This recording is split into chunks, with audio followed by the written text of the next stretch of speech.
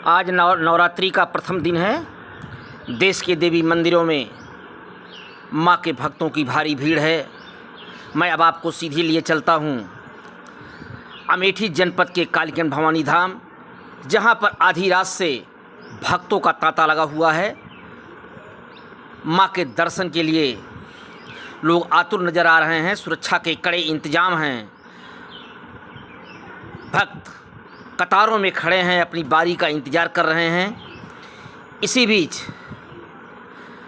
कालिकन भवानी धाम के पीठाधीश्वर श्री महाराज ने मीडिया से बात करते हुए कालिकन भवानी धाम के विषय में तमाम सारी जानकारियां दी।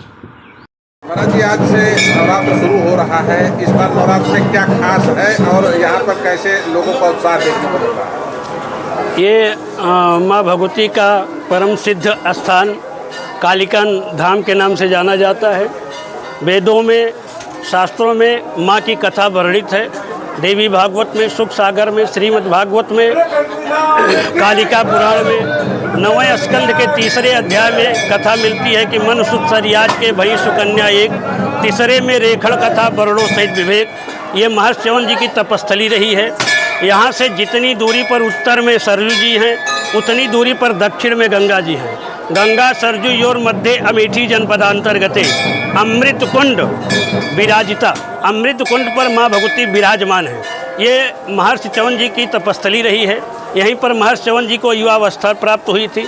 यहीं पर महर्षि च्यवन जी ने अश्विनी कुमारों के यज्ञ में हिस्सा दिया था और यहीं पर महर्षि च्यवन जी की शादी भी सुकन्या के साथ हुई थी। उसी में सोम यज्ञ हुआ था। इसी वजह से अश्विनी कुमारों को उस सोम यज्ञ में हिस्सा दिया गया।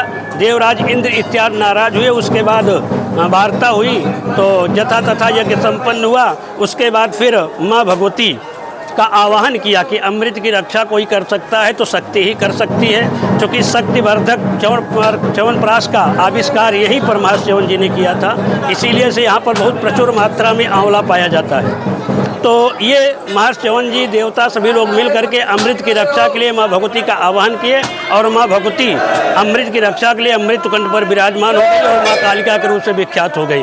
इस बार नवरात्रि गुरुवार को लग रही है। नौका पर सवार होकर के माँ आ रही हैं और माँ इस बार नौका पर सवार होकर के आ रही हैं सभी भक्तों की मनोकामना पूरी करने के लिए। फलों से माँ का श्रृंगार किया गया, जिसके दर्शन से अभीष्ट फल की प्राप्ति होती है।